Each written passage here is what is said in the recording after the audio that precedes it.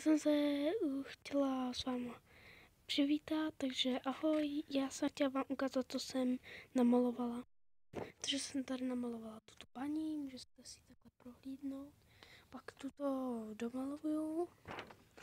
Pak tady to kolo s nějakýma kytkama, to chci taky potom domalovat. Tady je taky nějaký obrázek. Potom tady ta jednoduchá paní. A tuto nějaký domy. Pak tady mušle a nějaký kůň.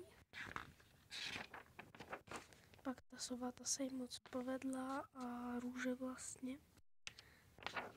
Pak tuto jak sfouknete, takový to jak sfouknete tu pampelišku, tak jak vám potom zůstane, tady je Londýn, tady to vidíte, London City. Pak tady jsem vymalovala, tu ten obrázek má jakože i tetování, tady je potom paní.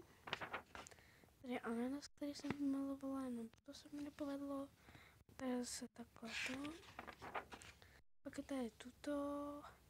Tady máte vlastně pohledy. No a pak je tady ta kotva. Tady ta sova je vlastně tutá. Akorát, že tuta je větší. Pak jsou tady ty baráky. Nějaký hlemíšť.